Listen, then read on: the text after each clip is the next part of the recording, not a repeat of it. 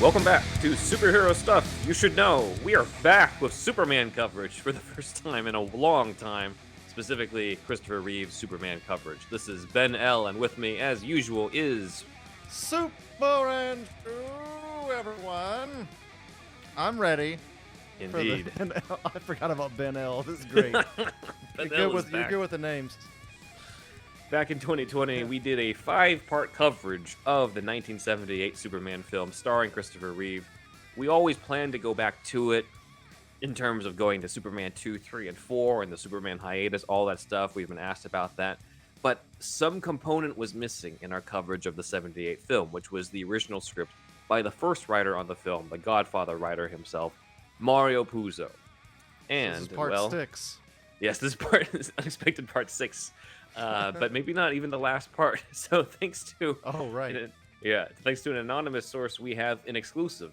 We now have a copy of Puzo's original draft for Superman, and we're going to dive into what exactly Puzo brought to the table in the very first draft for Superman, the movie from 1978, written in 1975. When we discussed this years ago, we were going off of the earliest draft we could find, which was already, Puzo, but revised and rewritten by other writers, including David and Leslie Newman and Robert Benton, which I called the Benton-Newman script. And then on top of that was Tom Mankiewicz, who wasn't formally credited as a writer, but was credited as creative consultant, even though we found out a lot of the iconic aspects of these movies can be credited to Mankiewicz. So that's pretty much what we got right now is the very first draft from July 8th, 1975. A Puzo exclusive. So we're ready. Gosh. We're ready. I know. You ready, it took Internet? us 3 years to get to this point. It took me 3 years to read it. It was a tome. I have had this script for a while. It's just... Okay, so we did report there were rumors that it was 500 pages. That was not true. It was over 200, though, which is still a lot. Okay. Certain pages, though, are not like a whole page. Some of them was just like an added dialogue line at the top, and then just blank for the rest of it. So it's a little bit less than 200, just because like maybe that's kind of how draft pages would work and stuff. And of course, this is the time of typewriters as well, so I'm sure it's just like add an extra line. Right. All right, here you go. Even though it's just like one line from... So it doesn't really fucking matter how many trees I waste. True. So we're actually going to split this up into 2 episodes. This one on the first half of the script that was the basis for the 1978 Superman the movie that is the template for all superhero origin movies, and the second half we will save for next time, because the second half of that script is basically what would become Superman 2, which would finally begin our long-awaited Superman 2 coverage. It all starts back here, guys. Yes, I cannot believe that was 3 years ago, by the way. I know, when man. we first did coverage. It feels like about maybe a year ago. I know, right? At the most. So you guys have very patiently been waiting for this. Yes. So let's go into it. As usual, we start on Krypton. No big surprise there on stuff. You got to. Yeah. Krypton is described as being almost made of glass to protect itself from the rays of the red sun. But in the spaceless void of the Phantom Zone, we briefly meet the criminals, including General Zod. But there are 3 other criminals who are not in the final film. They are Jax-Ur, Cruel, as in cruel, get it, and Professor Vaycox. More on them later, as they play a very small role on this. But it's not Non and Ursa. I believe we can credit the Newmans and Benton for Non and Ursa for later on. But it's all testosterone. It's all 4 males in this one. So and they all kind of blend together, to be honest. But that's kind of the state of the characters at this time anyway. They were just the Phantom Zone villains. We don't get a trial scene in this draft, unlike the later drafts. The opening in 78 where, he's condemning them to the Phantom Zone. We don't actually get that in the Puzo script. They're just kind of mentioned as being in the Phantom Zone. Krypton is a little different in the movie. It's just a bunch of old farts. In this one, it's a council of, quote, blonde and fair men. It says that none of them should look too old, unlike in the movie or in even some of the guys on the council in this image that we're bringing up here. They all wear headbands like the Roman senators wearing laurel crowns, including Jor-El, harkening back to that classic look where he's got that headband. So The headband look, I think it's been a Krypton look yeah, for a long it is. time. So Yeah. Puzo is pretty much staying true to that in the script in his description here. He also I wants wonder if he the made them all blonde, like like the original intention was to kind of make Super Jew, like make Mhm. like Superman was like kind of a response to what was going on politically at that time, right? And Yeah. I don't know, like there's a reason, there's a definitely strong reason Superman has black hair. He can never be blonde. So it's I just hadn't thought about that. something going on. I don't know. Maybe Puzo didn't know that. It seems like he might have known though. I don't know. Just this council being all blonde men that don't listen to Jor El Mhm. might mean something. I don't know. I might be just thinking too much about it, but we'll see. It might be, but it is interesting that he specifies that while Jor-El is presumably the classic image of Jor-El that we have here, who basically looks like Superman in a different outfit. That's kind of how Jor-El was Yes, drawn. yes, yes. So, Puzo even writes in like, "This is expensive, but Krypton will make 4 to 5 appearances in this film just to justify the cost." Like that is He literally a writes line. that. He writes Is that- that in the action lines or whatever.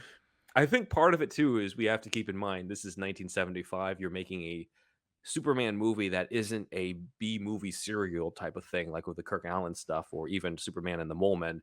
This is supposed to be a major motion picture written by the guy who wrote The Yes, Godfather. So it's like, why are we yes. starting on an alien planet? Because you need to start on the alien planet in this version. Even like, look, I'm the guy who's been complaining about like this. We start on Krypton too much, but like back in this time in 1975, absolutely, you have to start it here. You have to start it here in this movie specifically. Instead. Yeah, yeah. It just sets up too much, and it's his origin. And it's like, well, one planet got fucked up. We got to save the next one.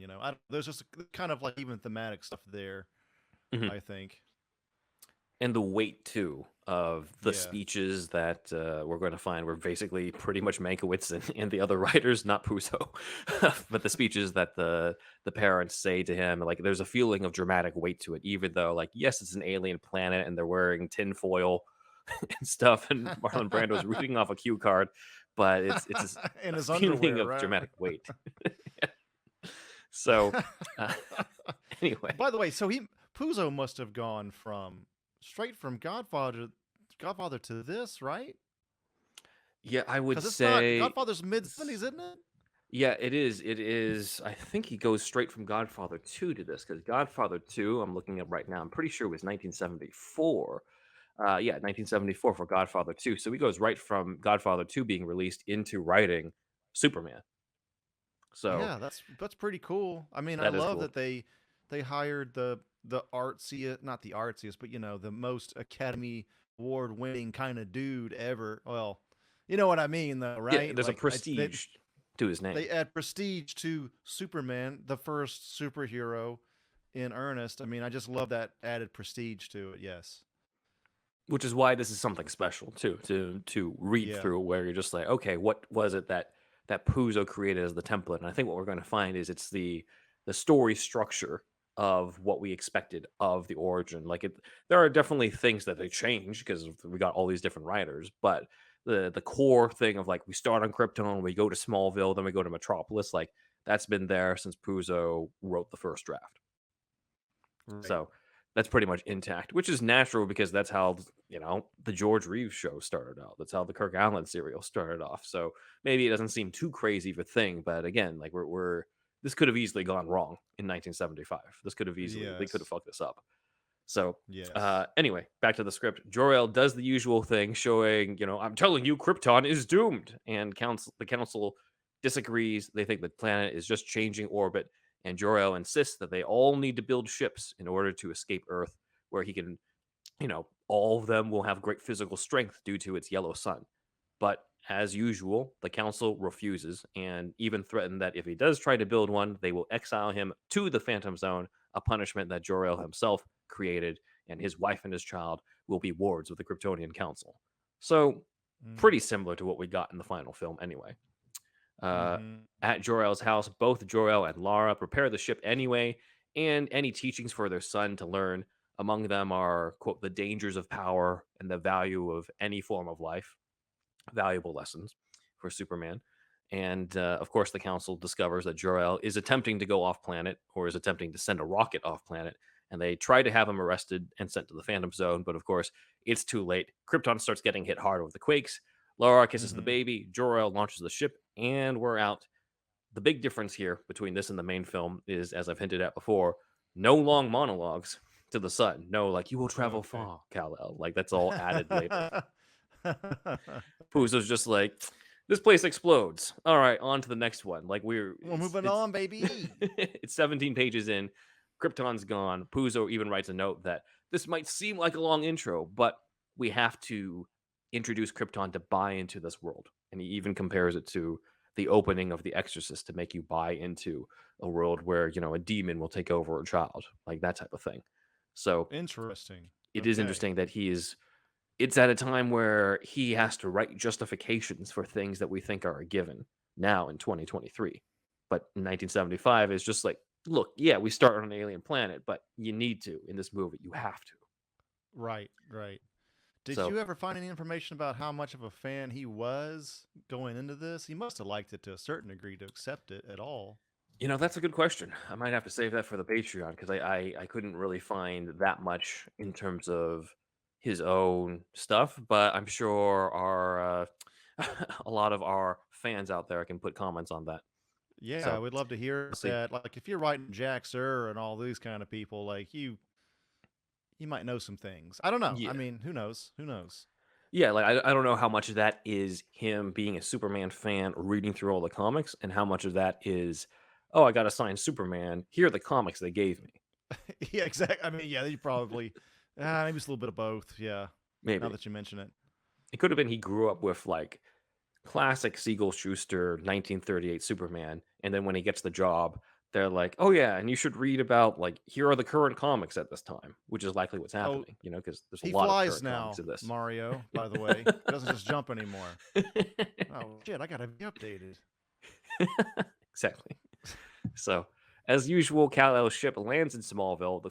The Kents find it in a cornfield, and when Pa Kent puts his hand on the ship's wall, the wall falls and reveals a child inside who is 3 years old and clothed in blankets that have the S symbol for Superman. There ain't no naked kid in this movie in the original draft. It's him in the literal blankets that will be turned into the Superman outfit. So Puzo does write that in. Okay. Ma Kent doesn't believe that this is a spaceship since it's not in the Bible, but Pa Kent's like, well, what else could this be? And, Ain't no spaceships in the Bible. and we just get a similar scene of Pa Kent changing the tire, and little Kal-El lifts the car above his head, which, of course, the Kents agree, this is obviously an unusual child. No one must ever know where he really came from. Yeah. So pretty much right now we have early versions of what we got in the movie. So we start seeing some differences in Smallville when we cut to Clark as a teenager. So in the final film, he's kind of an outcast. He's the guy who cleans up after the football team. In Puzo's draft, Clark is the football team. He's a star Okay. athlete in Smallville. So that's something that's interesting. And he outdoes all the rest of his peers. And then one day, he just randomly decides to quit. And the coaches are like, you're crazy. You're going to be a star. Don't you want to be a star, kid? And he says, no, I don't. And Okay. there's a reason for that, which is that back at the farm, unlike in the final film, Clark has already opened up the spaceship and already has been talking to Jor-El and Lara in hologram form in the barn in Smallville. Okay. And it's Jor-El who advises him not to compete against humans in any way. Instead, he must use his powers responsibly and, basically live an ordinary life as an Earthling and use those powers to benefit society, but also, quote unquote, to reinforce your ego in this time and place. Interesting choice of words, but that's Okay. kind of it's their idea that, like, hey, don't become an athlete. Use your powers to actually benefit humanity. Right. So another big change in this as well that would have fundamentally changed a lot of the other things that this made it into the final version. Pa Kent does not die. in the script. Oh wow. He's alive. When Clark decides to leave, he says goodbye to both his parents, not just his mom. No heart Okay. attack and stuff. So, like, if that carried over, it would have been because of the George Reeves show that had that in the first episode, not in the 1978 movie. But I think a lot of people redo the Pa Kent death because, this movie helped form so many people's conception of Superman. Right. So, this is a big, interesting change here. But anyway, Pa Kent advises Clark, in fact, that man, quote unquote, usually requires forgiveness rather than punishment. And with that lesson, he must learn that mercy is more important than judgment. So it's an interesting thing here. That's That good. didn't make it into the final film. Here's where things get a little weird. So Clark, just like in the final movie, goes to the Arctic to build the fortress. He doesn't use a crystal, though. He actually does build it in this version. Okay. And Jor-El tells Clark to read and study everything they've provided, and after a couple years, he will be ready to be a man of the world again. He goes to the Arctic, he builds the fortress, and then he uses the blankets to become Superman. It's a little anticlimactic, but he kind of is just able to don a costume at this point. Okay. Doesn't have the same fanfare as in, the final film where suddenly the Williams theme kicks in and Reeves just Right. flies towards the camera. Like, that's not in here.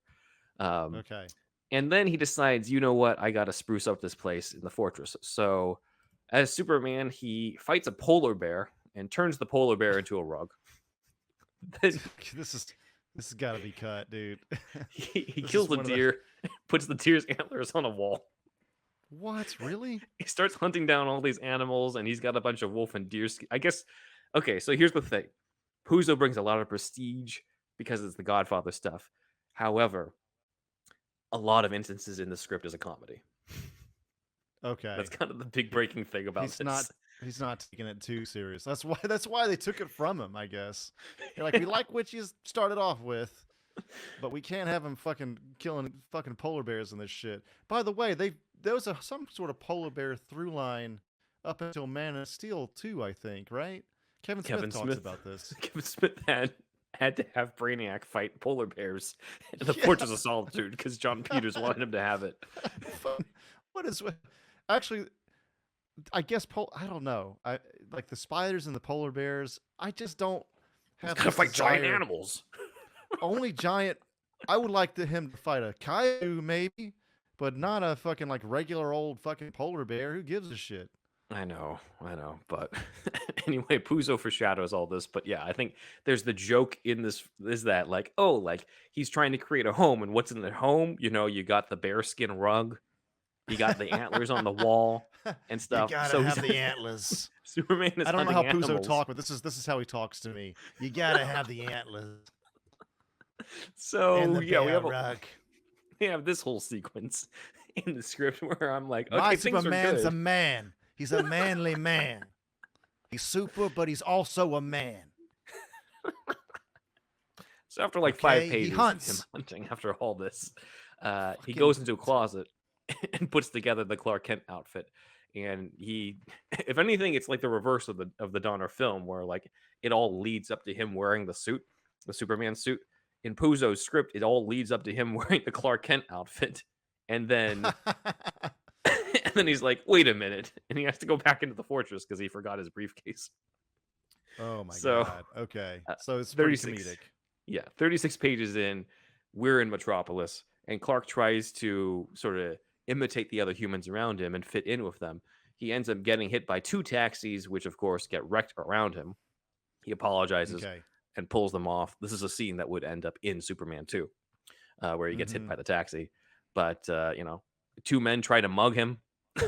That's a bad idea because their Right. unconscious bodies later fall on top of a truck as well as on top of a hotel awning as Clark just walks off and goes into his first day on the job. Now, here's another main difference. Clark does not work at the Daily Planet in this script because of the comics at the time. He works at Galaxy Broadcasting because at this time in the 1970s, Clark Kent no longer worked at the Daily Planet. It was updated to reflect the time where Clark Kent was now a television reporter at Galaxy Broadcasting.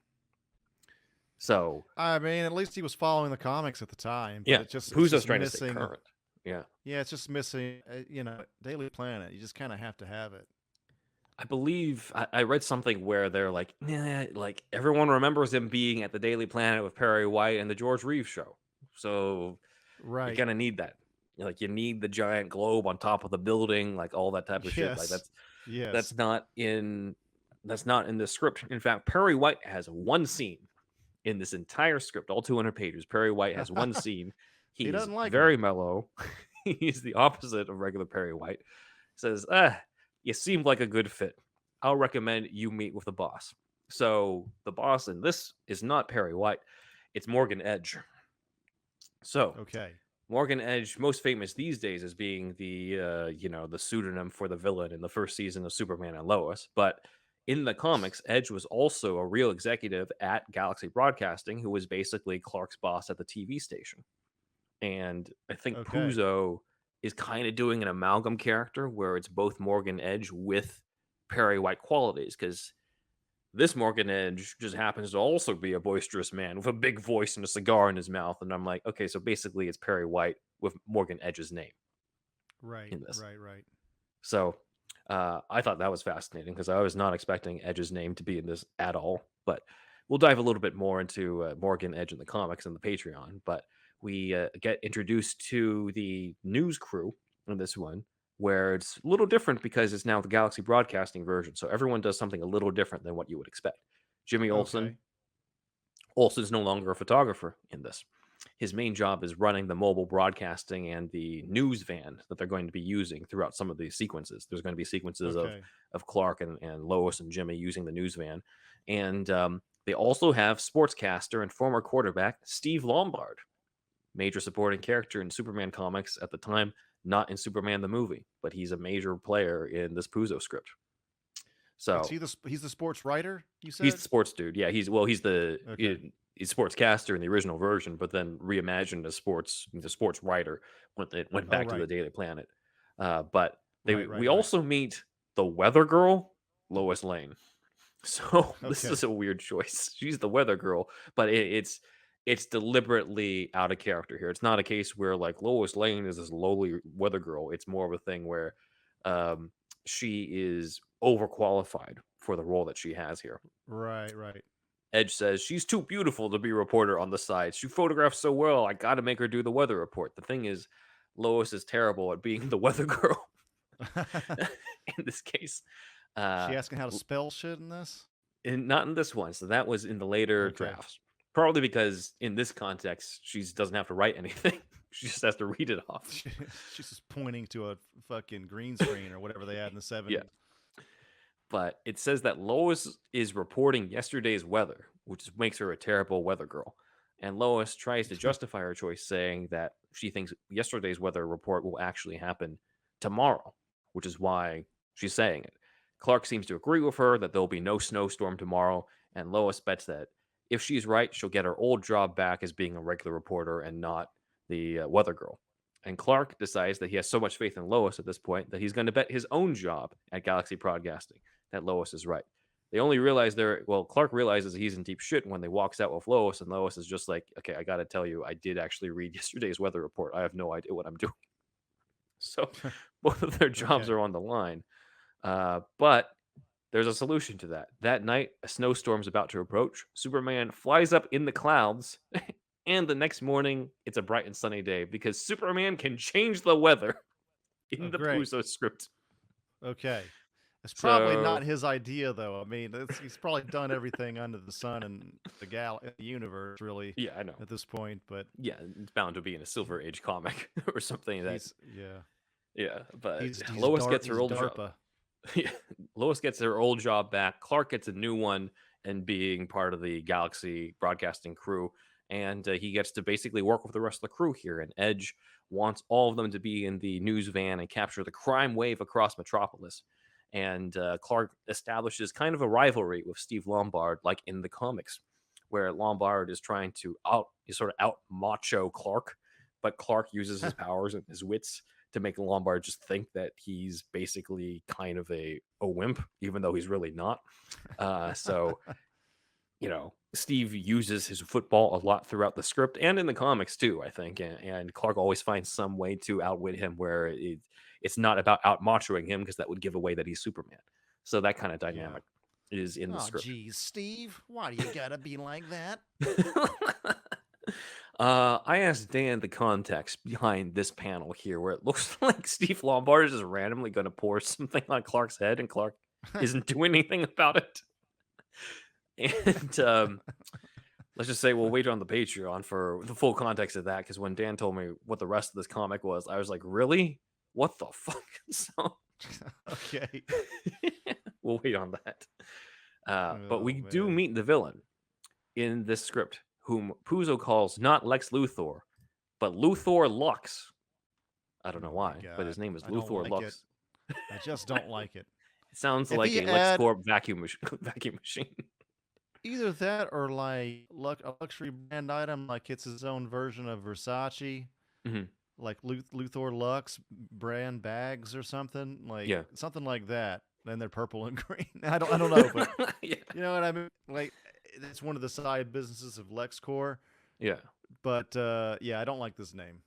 No, I don't think anybody likes this name. I don't know why he even went with that, because it's not like Lex. The name Lex was not a thing at the time. Remember, like originally when he was introduced, he was just Luthor. Oh, Maybe he right. didn't. I mean, like, look, you know Jax-Ur and Cruel, but you don't know Lex is Luthor's name. At this point in time, I get maybe, since there's no Wikipedia for him to look it up, but it just seems like maybe he was just fucking around with his It own just version sounded of the kind of Luthor name. lame. I So, wanted a different name. I guess so, Mario, but it just doesn't work.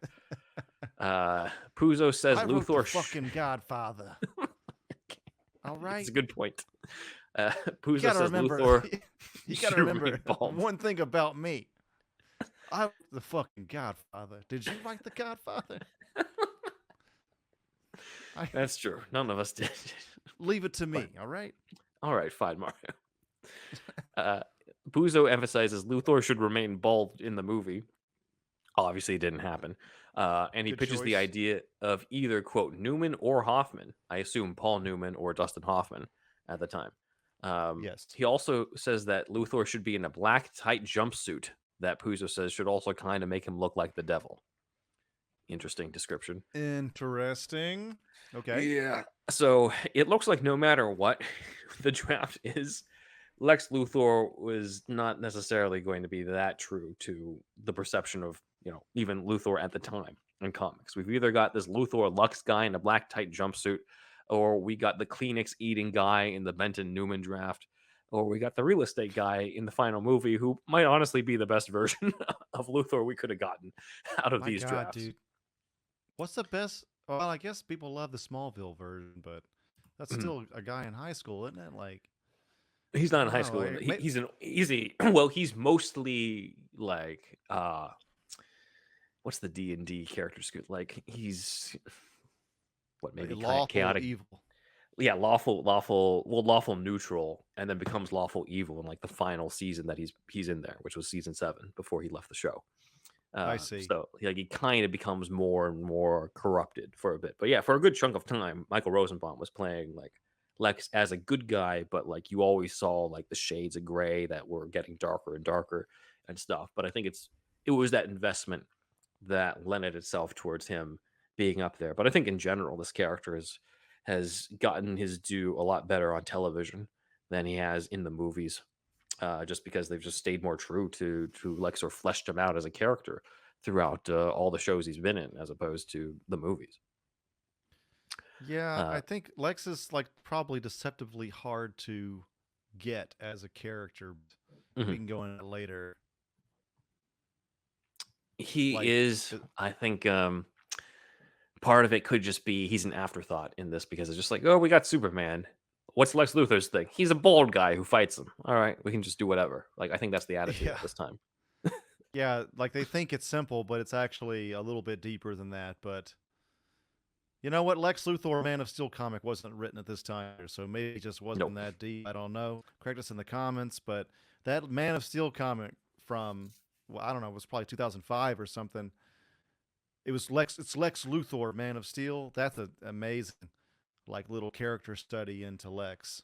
I think that's the best Azzarello Bermejo collaboration. It's incredible. All right, Yeah. we've talked about it enough. Let me just say one thing. Like, fucking Good. Lex Luthor he's deceptively simple, or no, he's more complex. Like the whole deal about like who, like why should a he's pissed because why should an alien be the hope for mankind, Hmm. right? Like, I think that's a really good point. Why do we put so much hope into someone that's not even human? Like, we're human. You should at least worship a man like me. Like he'll twist it around to back to him, so it's narcissistic. So it's kind of like, like the gods are pure. The pure gods are purer than human, and then man will always be made of sin, kind of thing. I feel like that's really in there again. Judeo-Christian values man's inherently sinful, kind of thing. So we need somebody like Superman or something. But you know what I mean? Like, I feel like, I don't know if these ideas have ever really gotten into an actual movie, but I feel like they're going to eventually. Like, they're just too good. Yeah, and I think maybe this time, it's this period of time, it hadn't quite come across in the comics that Puzo was drawing from. I think it's likely he like read one Luthor comic where he was just a bald guy who faced against Superman with kryptonite, and he's like, "All right, I got it," and that's it. If He didn't if there's any necessarily see the themes.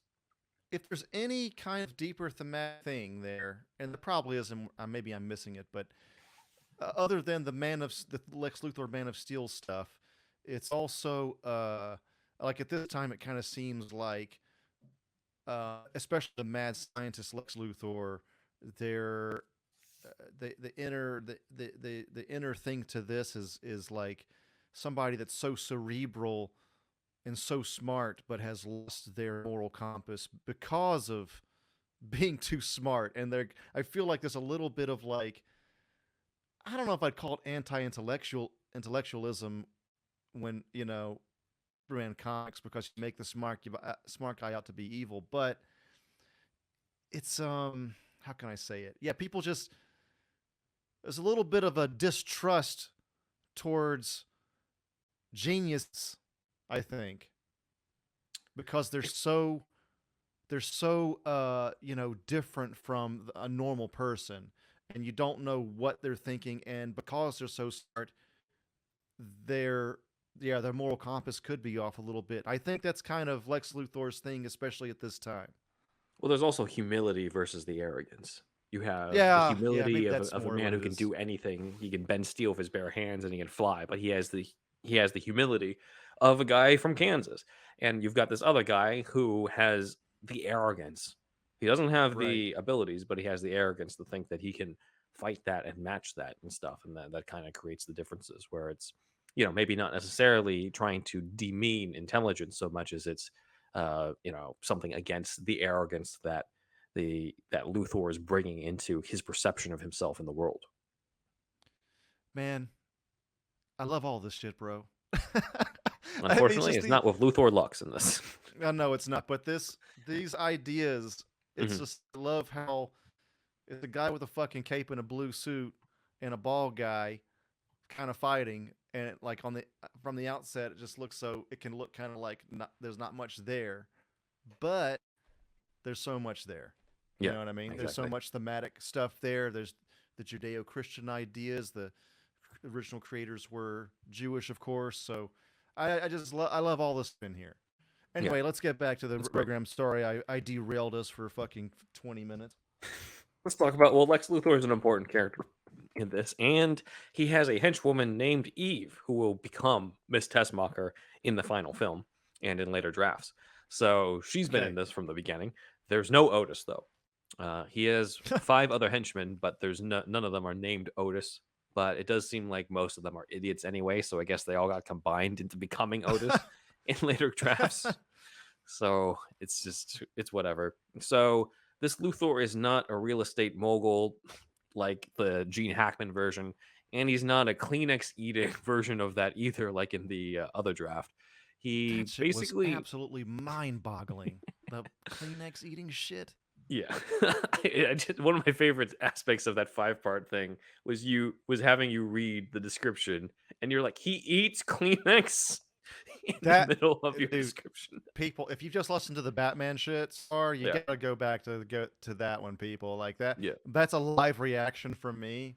Like I did not know what was coming, and that became obviously a big deal in that episode, and probably that whole series after that. Yeah, we did a whole sketch on it. Yeah, that was good.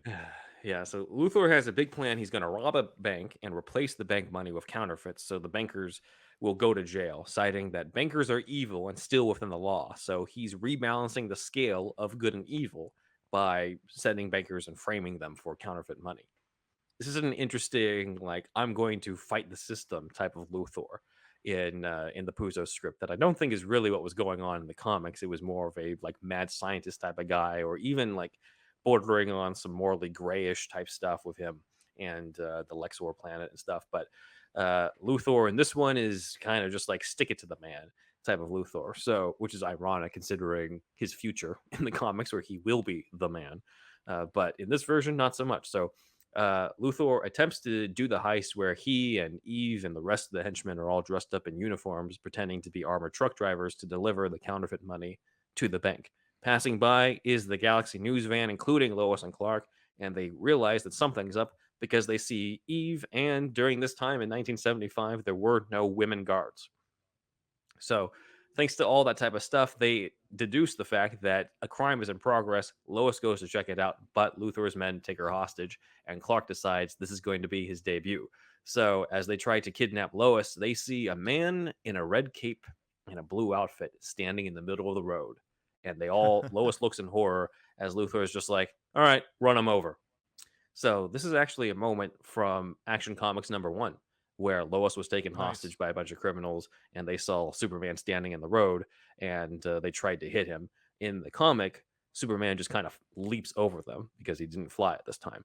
In the movie, I mean, in the script, they try to crash into him, and obviously that doesn't work out so well for them at all. Right. So, right.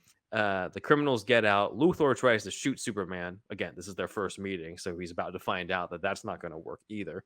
And Superman puts Luthor in a headlock as the henchmen try to take off in the truck. Superman decides to stop the truck, and in an echo of the Action Comics #1 cover, lifts it up and shakes it over his head. So the replication of a comic book image is here in the original script of the Puzo Superman. I just hope that guy is in terror on the corner as in the frame as well. That guy's great, man. Yeah. So Steve Lombard and Jimmy Olsen basically take care of the footage, and this is Superman's debut. Luthor, of course, takes off into his underground headquarters, and Superman tries to go after him.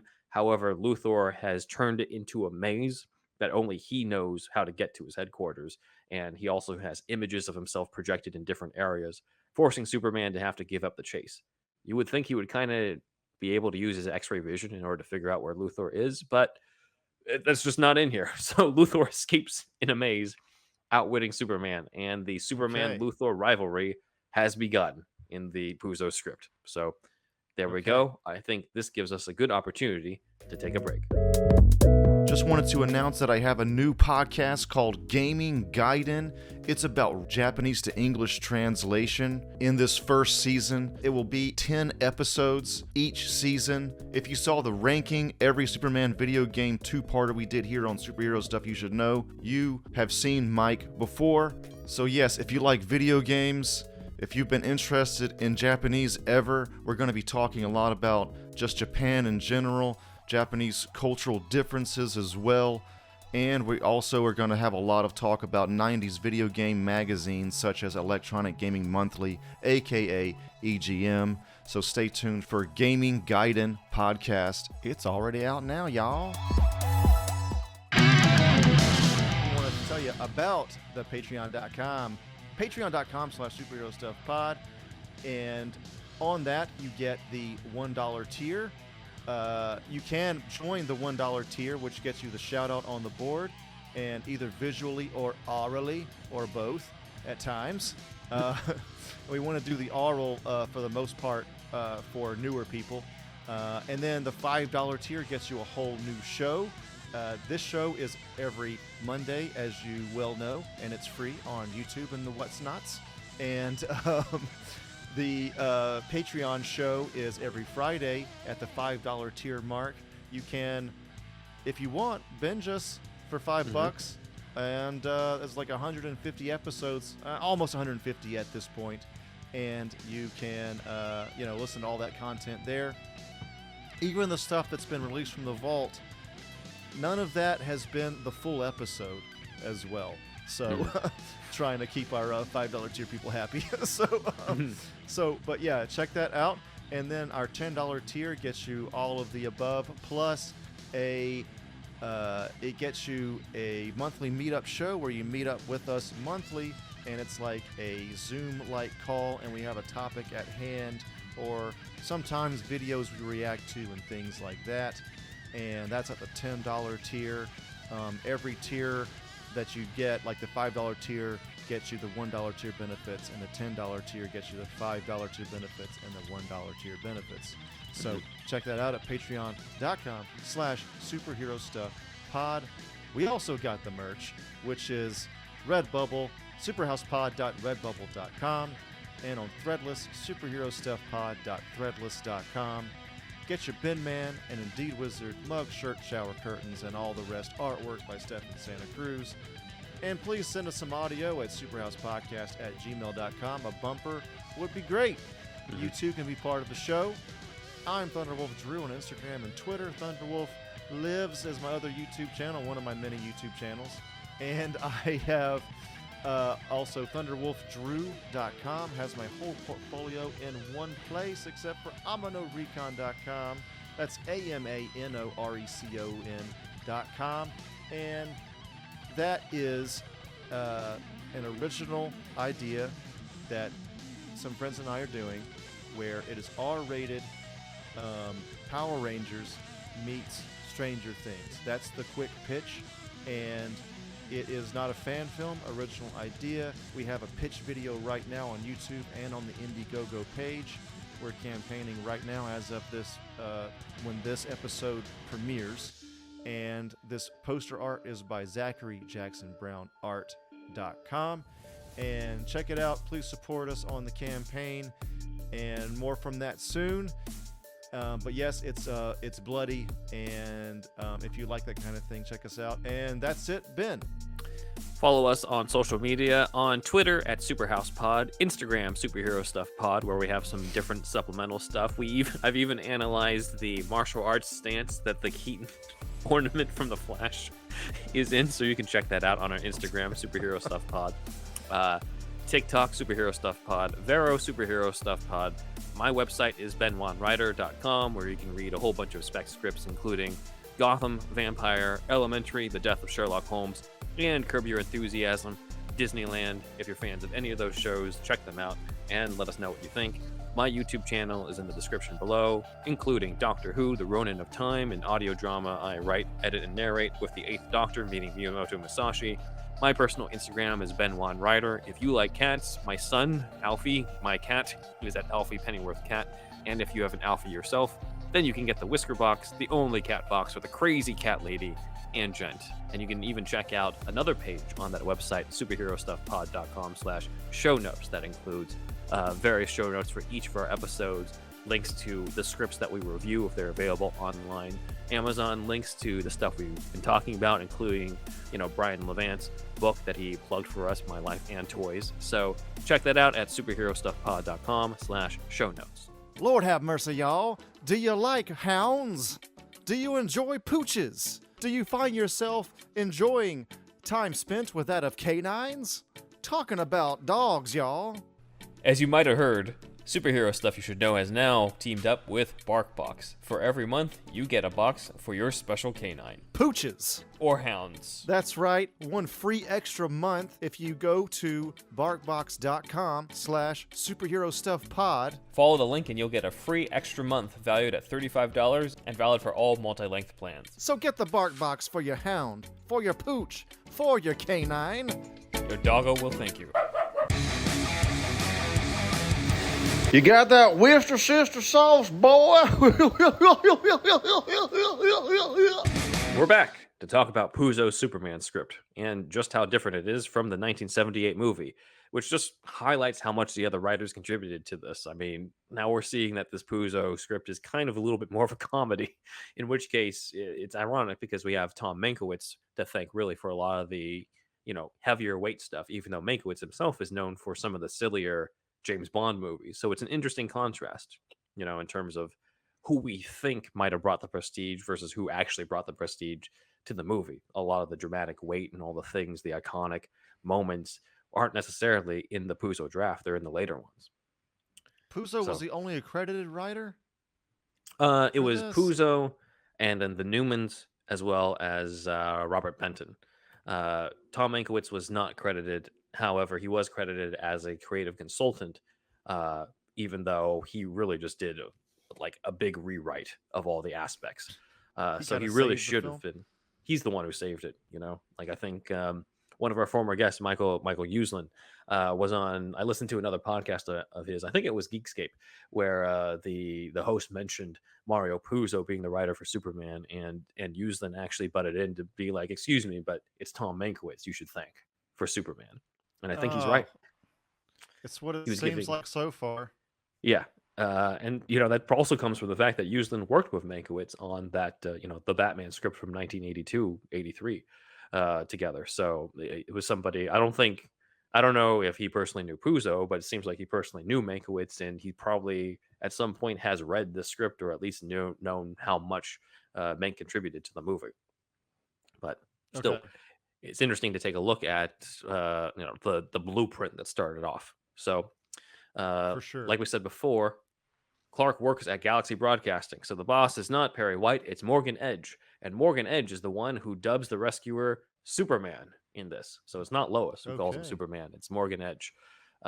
Jimmy Olsen thinks it's a great name, of course, and Clark now has to report the news about Superman, which Luthor watches on the television, and he plans to take out Superman as he watches Clark Kent on the TV, obviously not knowing he's watching Superman himself deliver the news. Clark reports about a hostage crisis in Iran. Keep in mind, this is not the Iranian hostage crisis. That was years after this draft, but it is one in the script where terrorists there have held an oil refinery hostage, and it's going to pay off a little later. I'm just putting it out there. Okay. But basically, there's this crime wave in Metropolis, and Superman is welcome to help take down the crime wave. And then we get a bunch of random shit. This is where things kind of go off the rails. We have a montage of crime. This is what's supposed to be kind of like a montage, sort of. I wish, Andrew, that this is a montage of crime. That would make sense. Oh man, Puzo, dude, why the writer of The Godfather? So maybe this is why this didn't leak onto the internet. So we get a bunch of random shit of Steve Lombard versus Clark Kent, where Steve Lombard's just like, I bet you can't throw a football through a tire hanging from the ceiling 5 times. Steve Lombard just has a big crush on Clark, dude. There's some homoeroticism here, I think. I don't know what it is, but I mean, it is a rivalry from the comics. However, I think it's one thing where it's just like, okay, it's a fun little thing that ties into the rest of the story in like a 22-issue comic. But when it's a movie, like when people go to sign up to watch a Superman movie, even in the 70s, they're not going to be like, I can't wait to see what antics he gets into with Steve Lombard. Like, no, you want to see him fucking fly and and rescue tackle people together and have a good old time. So they make a bet together that whoever can throw the football through the tire 5 times will take Lois out on a date. And Clark pretends to be clumsy. Lois has no say in this, right? No, she doesn't. We'll decide this and then go tell Lois. Okay, man.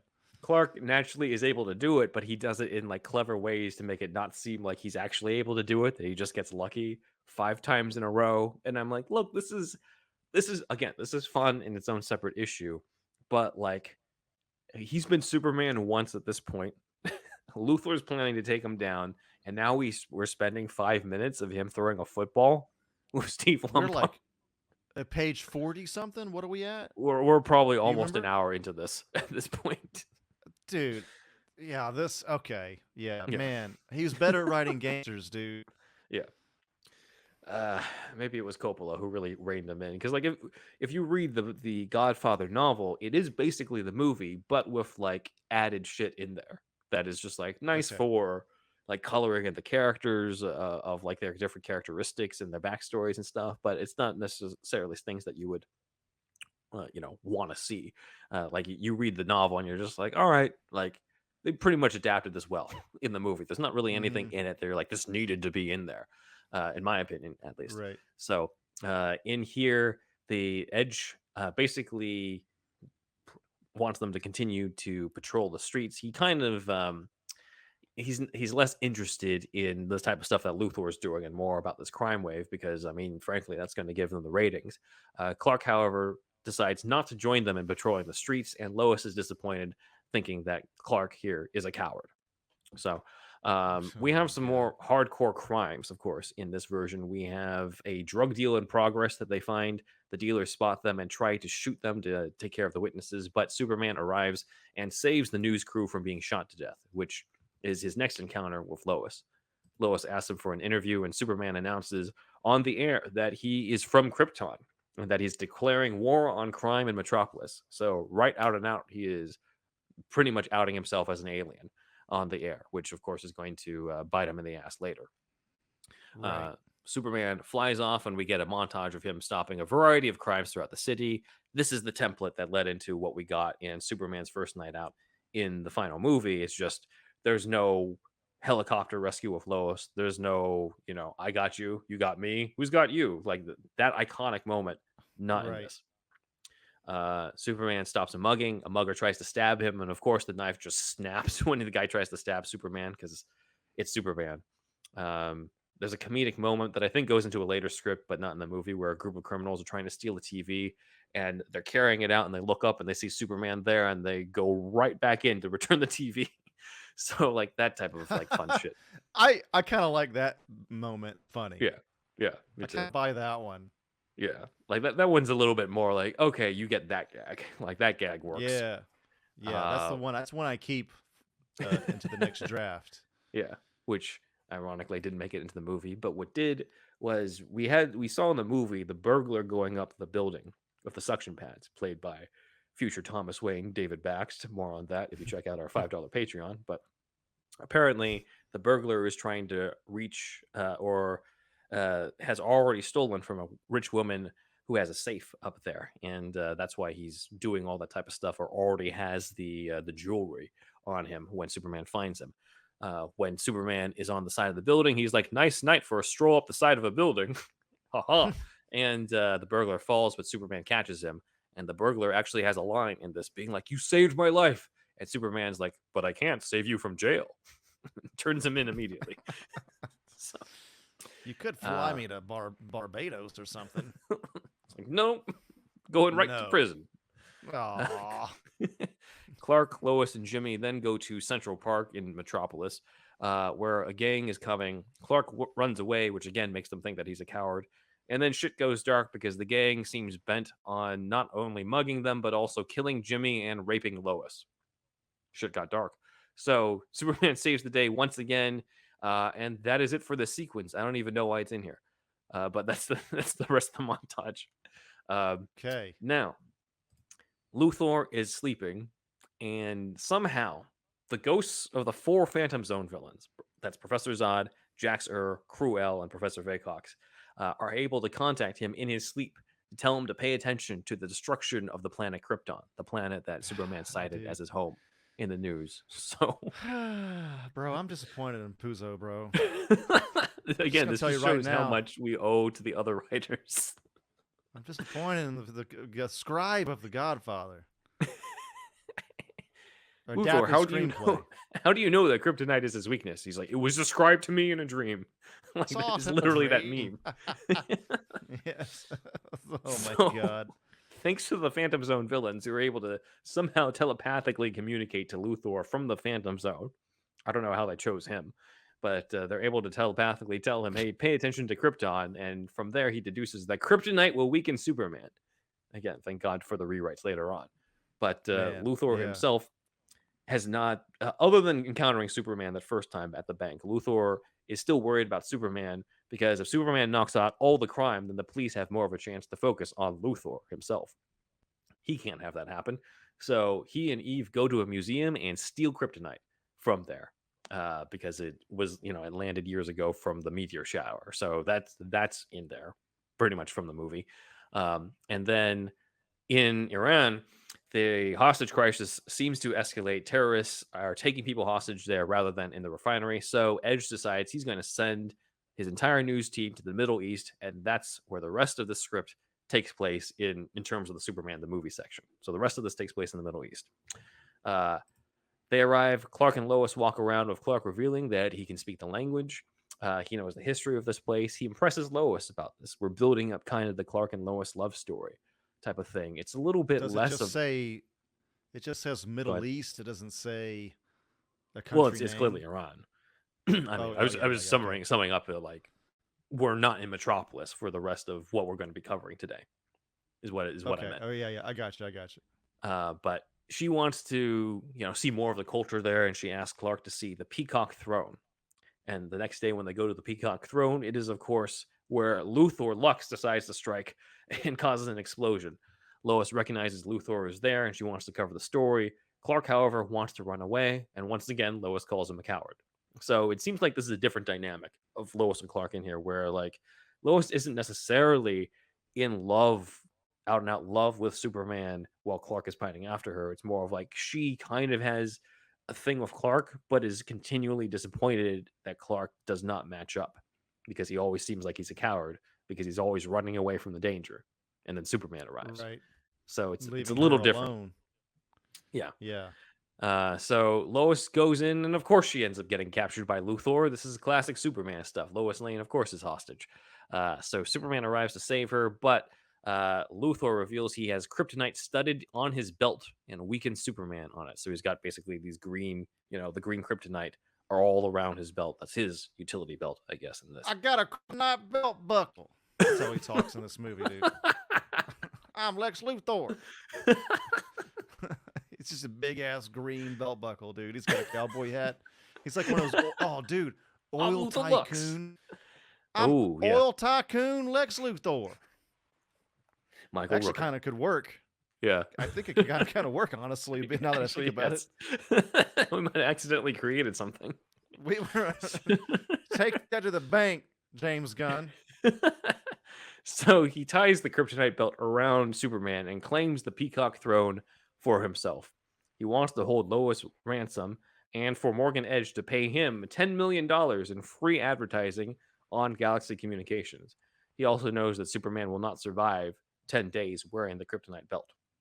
So Superman's in deep shit at this point. So as you guys can tell, there's no earthquake thing. There's no like, aha, like I'm going to own all this land type of shit. Like none of that's there. No missiles.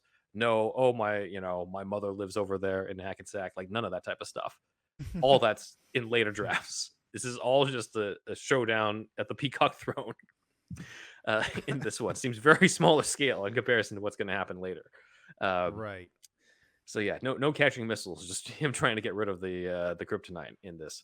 So Steve Lombard and Jimmy big ass green belt buckle. Yeah, just trying to get rid of it.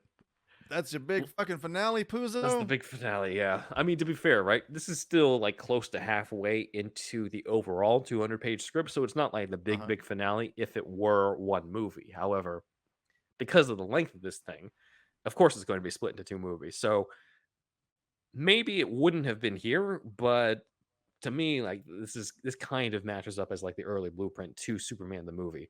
And so this is where I choose to like pretty much lead into what would be kind of the third act of this variation if they were to have shot the Puzo script as is and split it into two movies. So Lombard and Olsen try to go to the rescue and pretty much go in and get caught immediately by Luthor at this point. So they're useless. Superman tells Lois that he knows something about the Peacock Throne, that she's sitting on it, which is that if she basically sits on it a certain way, it will activate a booby trap that will pull out a sword that she can use to cut her bonds and free herself.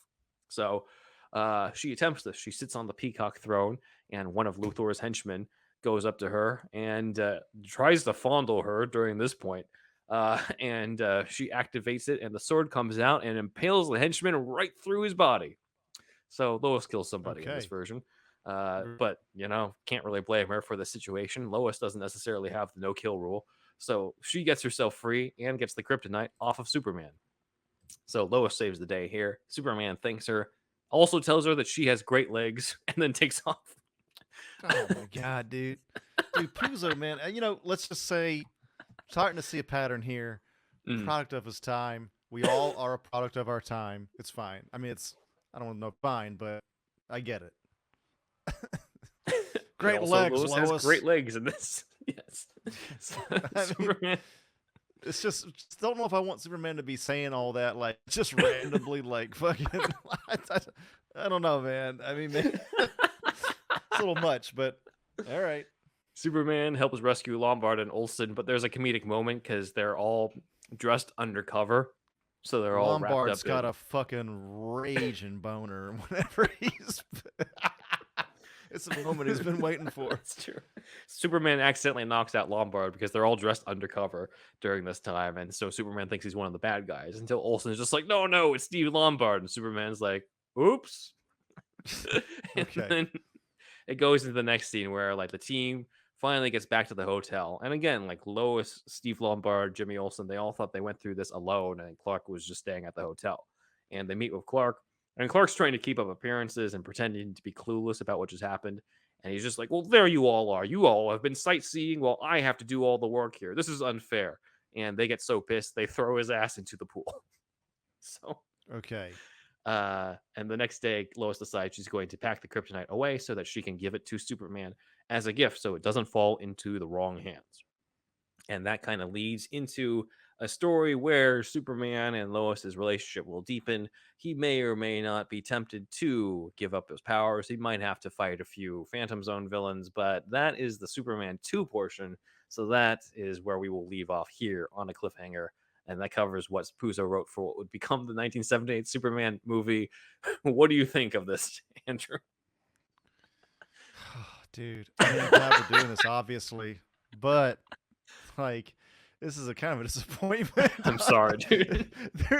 I was expecting a little bit of this, but I guess we were warned. We were told already by Mankiewicz. I mean, by Uslan, like you said, about Mankiewicz being the guy that really saved this. But I mean, maybe Puzo wrote this in like over a weekend, just did his typewriter and did a bunch of cocaine, like Stephen King did for when he wrote Cujo. Do you know the story behind that?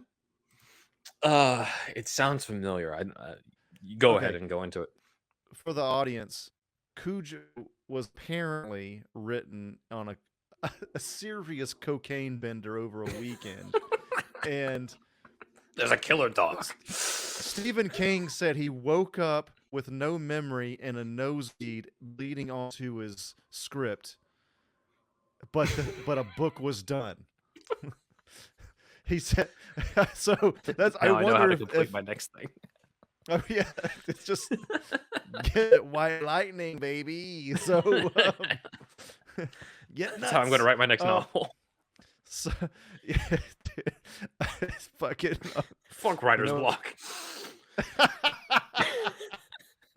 This is a dream for a writer. Maybe Puzo did that with this. Again, it was the first time people tried anything near serious, so I can get it. Man, looking back, like seeing what Donner did and what and now seeing what Mankiewicz did and the other drafts, it's just like, man, Donner was the right guy, dude. He was just the right guy for that time. Just incredible. Yeah, I don't know. There was nothing that was like a huge improvement over what we got, right? It was just not really. It's just there. Not real. I can't really point to a single thing where I'm just like, damn, that should have been in the movie. Like kind of what we've had in the past, like screenplay deep dives, where just like, man, they should have put that in. Like, there's not really anything in this where I'm reading through and really feel that way. It's more of just like, I see how this is the blueprint. Thank God for Tom Mankiewicz and the other writers. And Richard Donner. Mankiewicz still alive? No, he passed away years ago. Oh man. All right. Well, I want to get him on the show. I guess not. If we get a Lazarus pit. Yeah. Yeah. Let's get the, let's get the, who You you brought me putting in back for there? what now? Like your grandmother? No, no, no, man. Tom Mankiewicz. So whenever you were reading this, Ben, Yeah. you were just like disappointed the whole plane ride. Like, I was how'd warned. this go? Our source warned me this was a hard script to get through. Okay. And so, in order to get through this, I was on a plane. I was on a 6-hour plane ride, and I was like, I got nothing else to do. I have this 200-page script. I need to read it for the podcast. Let me get through it. And so, like, yeah, there was the disappointment, but I think, like, if it was one of those things, I'm just like, man, I'm just gonna curl up on the couch, get myself a bottle of wine and some good food, and just read the Mario Puzo script, like something part of Superman history. Yeah, I would have been really disappointed. I just would have stopped at some point. But because I was on a plane and I had nothing else to do, that's how I was able to get this episode done. So Right. it was There's disappointing, but it was colored by someone else giving me the heads up. there's just like a little bit of sexism in this, like a little. I mean, either I mean, not horrible, but like just kind of throughout, it kind of feels like I don't know. There's an I of don't its know. time feeling where they're just like, there's no. Well, I mean, the whole thing about there's no woman guard thing, and that's kind of more of a statement on how things were at the time, not necessarily them being sexist. But some of the the Great Legs Lois is like, obviously that stood out to me because I wrote it in the notes. I'm like, I don't know what the context. I don't remember the context of it because I read this a couple months ago. But I was like, that doesn't seem like Superman would just voluntarily say that on that. But you know, this is why it was rewritten by 4 other writers. Not just those lines, Yeah, but just in general. this is It's a mess of a script. this is their tentpole picture for that year. So, Mhm. yeah, it's just like the Batman. I mean, they just kind of made all the right decisions for that final one. That Well, seems to be the theme for our 2023 script deep dives right now. I'm like, yeah, yeah, see, you made the right choices. Sometimes you read the original drafts and you're just like, man, why'd they change it? And other times you're like, oh, they did the right thing, which they did. I just it's the Godfather guy. You just really expect much from this. Yeah, and I think that's his name is on it, and it's a movie of such prestige and such significance to the genre that you kind of just assume that he brought that seriousness and stuff. But when you read through it, you realize just how much of it is Tom Mankiewicz. You realize how much of it is Richard Donner, or even how much of it is even the writers in between. Even though that was still very comedic, but certain aspects of those scripts do inch it forward into what it becomes in the final movie. That now looking at 78, it's like, this is a miracle. Given where it started Dude, from, this is a miracle. yeah, man. So, It's yes, exactly. Miracle. so anyway, I will say, I think the second half, the part that we're going into next week for Superman 2, I think it's a much stronger part. It would have been a much stronger Okay. movie. So we will let you guys find out next week. But until then, that is superhero stuff you should know.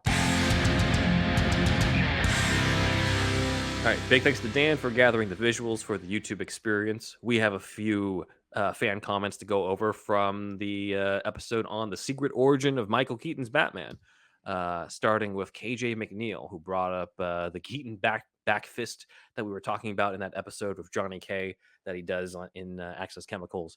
KJ brings up it definitely is Keaton doing the back fist, both because you could tell from his face, yeah, it's pretty obvious, and because there is behind the scenes footage of him rehearsing it, which is pretty cool. Oh, cool.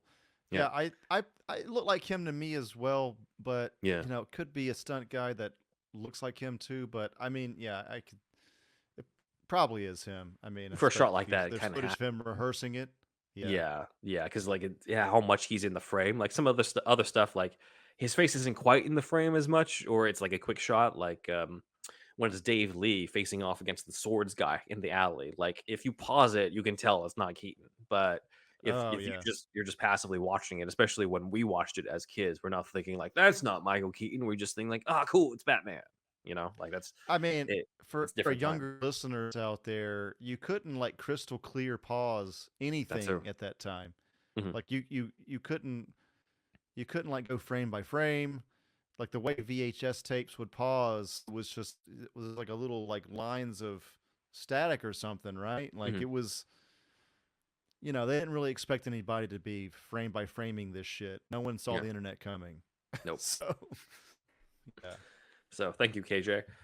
We also Thank got a you. comment from William J, who actually played. We had a great comment here from the man himself, who was Batman in the Oath, saying, "Love learning about the trivia of why no one knows Bruce's face. Awesome stuff to know. Thank you for watching, and hope you tune Nice. in for other episodes. And great job in the movie." Yes, Walter the thank you. Woebot says, "Ben, any chance you could get an interview with Osmani Gomez? He created that awesome Batman '89 video game demo. WB shut him down, but I know he had big plans, including building the main locals of Batman Returns and allowing the player to travel seamlessly between '89 and Return set pieces." That's pretty fucking bomb. When I This guy saw that was a demo, one-man show that made a video game. Sorry to interrupt you. like a demo video at least of it. I mean, I'm Oh, sure it's a game, but yeah. the main thing is people got to see a video. I don't think people got to play anything. Maybe I'm wrong, Oh, because I've seen I the don't know video. about this. This is cool. Okay, Yeah. sorry, keep going. Sorry. When I saw that demo before WB shut him down, I had never been as happy in my life. I literally was brought to tears. The attention to detail, the authenticity is unreal.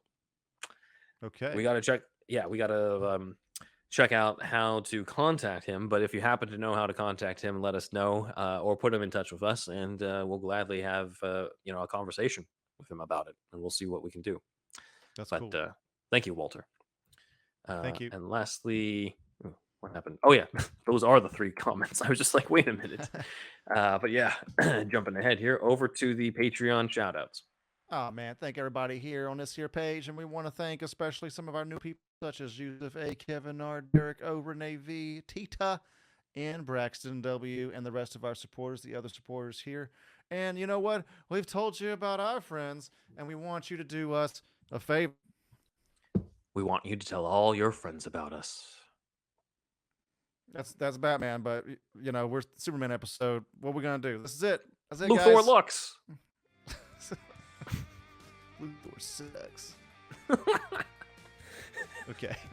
The Superman Luthor rivalry was born. It's better than what Puzo gave us.